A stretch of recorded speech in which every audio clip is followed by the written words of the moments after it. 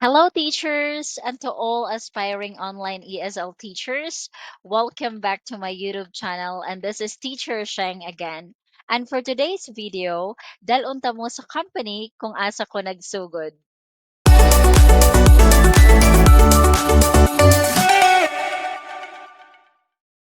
So, first company nako guys is Acadsoc. Dako kayo kung pasalamat ani nga company kay kani nga company nagsilbi ni siyang training ground nako. And then tungod pud ani nga company na familiar nako kung unsay kasagaran gamiton nga tools pagtudlo online like class in. So guys, bati lang jud kayo akong ending aning Acadsoc kay na considered ko as AWOL. Kay naay wala na ko naklasihan ang 2 days unya puno ang akong schedule ato. And then nagkabuang magito akong internet niya gi part-time job din ako siya sa una katong wala pa na end akong contract dito sa private school. So kuan kada gabi mag-Acadsoc sad ko.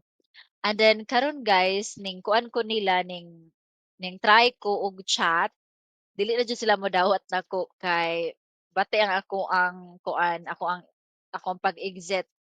And then before sad gi-check ang ako ang account kay niingon ang HR nga okay ra ba sa ang ila ko nung priority dawaton karon is fresh graduate and kuan college students.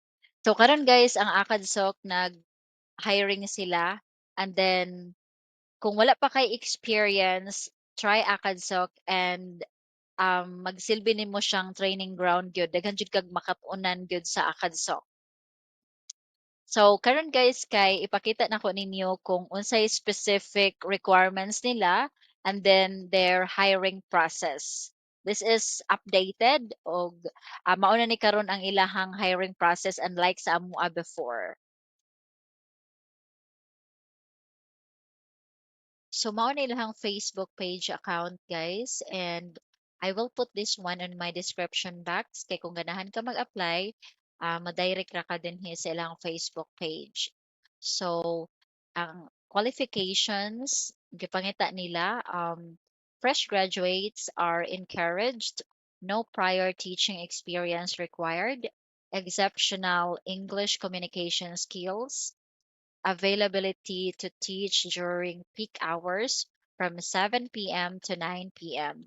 Immediate availability. So if you want to apply, you can click the link below and then you can fill out the basic information. So for the minimum technical requirements, so you need to have desktop or laptop computer, OS, mo na ilahang kinahanglan, then CPU, memory, and then benchmark over 3000. And also you need to have noise canceling headphones and HD webcam. So for your internet, you need to have this one. And for the internet speed, you need to have at least 10 Mbps download and upload.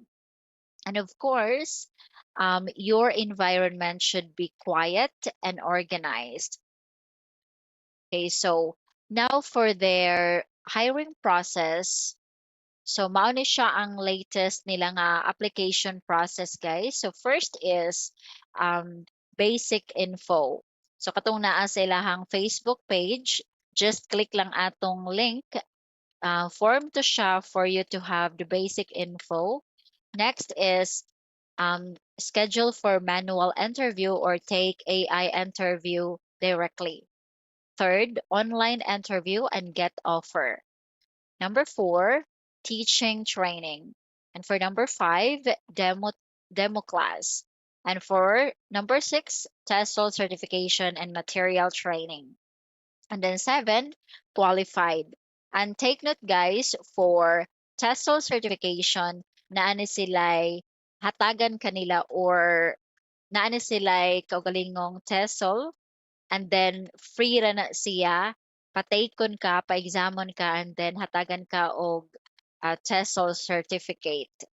Sa amuang hiring process sa una is nag-fill out ra sad mi sa basic info and then interview dayon sa kuan sa HR.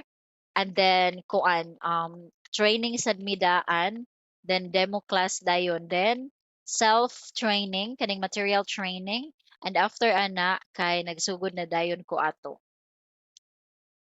So again, if you want to apply Acadsoc, just visit their Facebook page.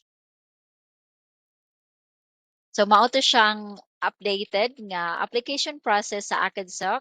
Again, if you want to apply, just visit their Facebook page og naa ra dito ang link kung asa ka mag-fill out sa basic information. And then maura to siya guys no, and salamat kayo sa pagtan-aw di ay sa ako ang video anya, laban lang kay ako pud sa una daghan kay kugi apply yan, daghan kayo ko og gipasan, and then sa Acadsoc ra gyud ko nakasulod gyud mo na grab na ko ang opportunity, and then at least man lang mabutangan og teaching experience ang ako ang resume. So, thank you everyone. I hope makakita na pud ka og trabaho.